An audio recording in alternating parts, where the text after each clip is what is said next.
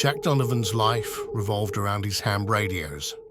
His shack, a converted garden shed, was a sanctuary filled with dials, meters, and the warm glow of vacuum tubes.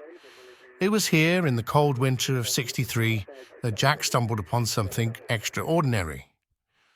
One late January evening, while scanning the frequencies, Jack's radio crackled into life with an unusually clear transmission.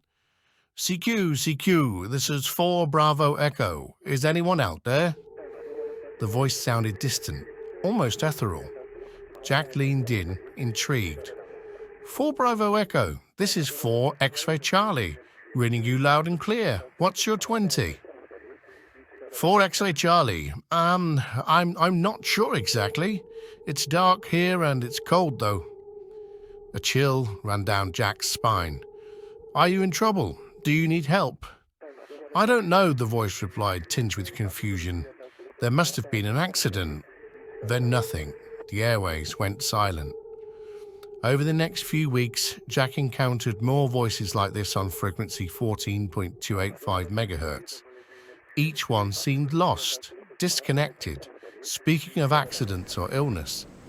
Jack became convinced that he was communicating with the spirits of the recently deceased or some kind of parallel existence. Driven by a mix of fascination and compassion, Jack dedicated himself to helping these lost souls. He spent every night at his radio offering comfort and trying to unravel the mystery of their existence and these often garbled and incoherent voices.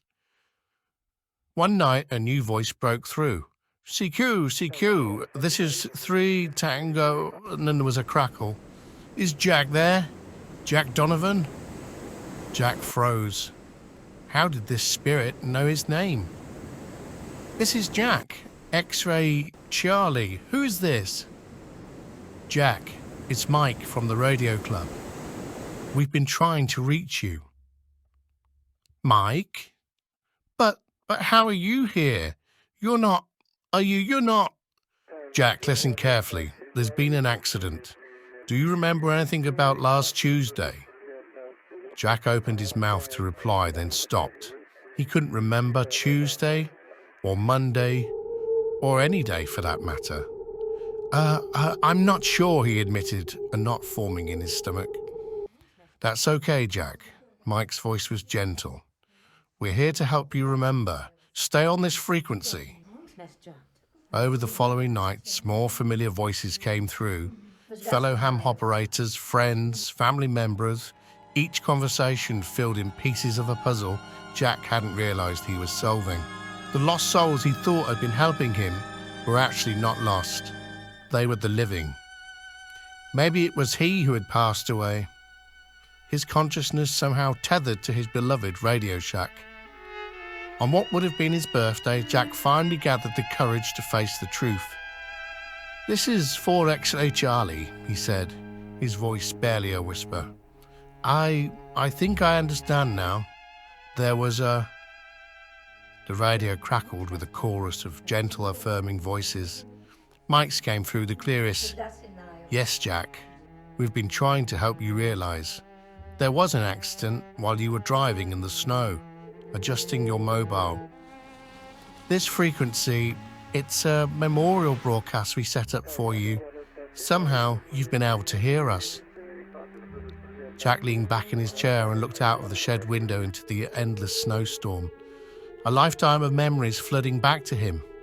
The drive home, fiddling with his radio, the sudden screech of tires, and then darkness. And then this weird limbo. His consciousness retreating into the warm safety of the shack whilst a snowstorm raged outside. "What happens now?" he asked, a mix of fear and curiosity in his voice. "That's up to you, Jack," Mike replied. "We'll keep broadcasting as long as you need us." As the reality of his situation sank in, Jack felt a strange sense of peace.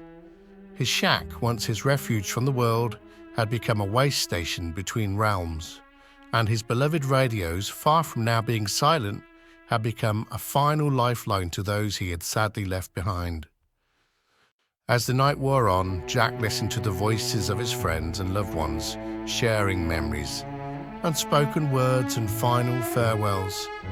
His radio hummed softly and the voices became more distant.